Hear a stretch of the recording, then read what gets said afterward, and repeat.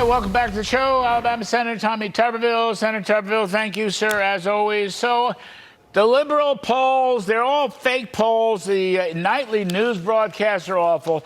They're all, beating up on Trump. How do you rank his first 100 days, Senator Tuberville? Nice, easy question. 100 days. What do you think? A+. What else can he do, Larry? They left it in a total mess. I was up here for 4 years of Joe Biden.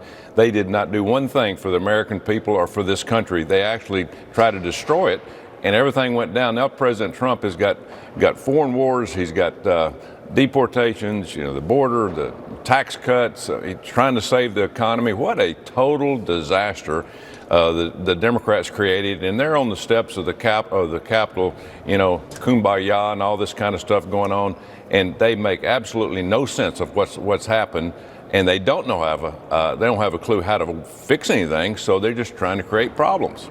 I mean, I think the single worst thing Biden did, and he did it for 4 years, and he lied his way through it, was the breakdown of the border and letting, you name the number, 10 to 15 million illegals come through here.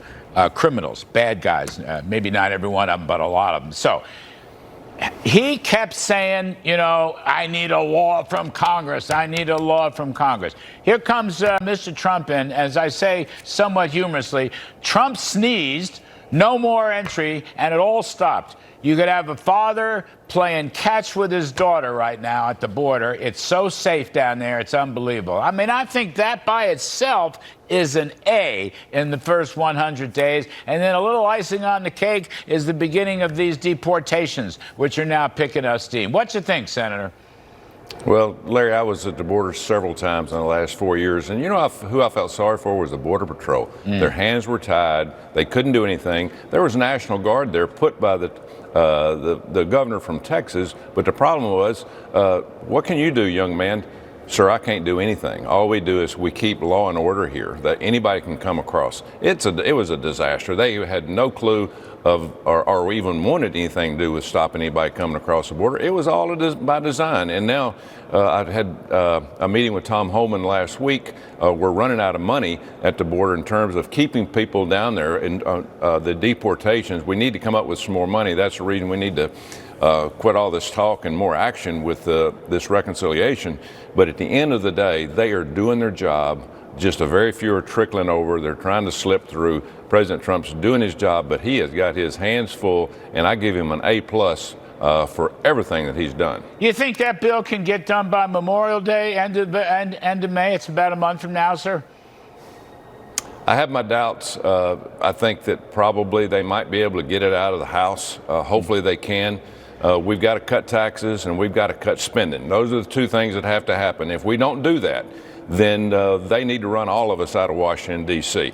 We have the opportunity to do God's work up here. We have the ability. We're on offense. We've got a reconciliation in the Senate with 51 votes. That's all we need. We can get that done. Let's get it done in the House. Let's quit bickering around, and let's do what the American people sent us up here to do, instead of just pushing little narratives out there. I don't want to do this for my group, and let's do it for the American people as a whole. This is going to be our only chance. If we don't get it done now, Larry, it'll never get done. I think that Mr. Trump should really focus on messaging that. I think it's very important. I think he's neglected it to some extent. I would have preferred tax cuts before tariffs, but whatever I would have preferred, doesn't matter. He's now going to make deals on tariffs. That's a good thing. But I don't like to me, the messaging of we're going to have, some difficulties in the short run, but in the long run it'll work. I don't think that's good messaging, Senator Tuberville. I want to hear an economic growth, flat out economic growth, tax cuts, deregulation, energy production, etc. You know what? Folks don't want to wait. They waited 4 years for a good economy. Now they shouldn't have to wait another year or two. Let's start right now. That's the messaging should be growth now, growth this summer, growth this autumn. Let's pass that bill. That's where I'm coming from, sir. Exactly. We can't wait any longer, Larry. And, you know, as you said, the tariffs are going to take care of themselves. Now, put the tariffs on, leave them on there. Now, let's work on the economy. Let's get everybody back to work. Let's give everybody a check. Let's cut Social Security taxes. Let's cut the death tax. Let's cut taxes on tips. Let's do what he said he was going to do. And that's going to happen. But the people over here in the building that I work in needs to all come together and say, listen, this is our only chance. We don't need to wait till November to do it. Let's do it right now. Get it over with. But again, everybody wants to have their say about this, but at the end of the day, the American people sent us up here with some power. Get it done, and if we don't, the football is going to go to the other side, and the Democrats will totally destroy this country. Yes, sir. All right. Thanks for your wisdom, Senator Tommy Tuberville. As always, sir, good to see you. All right.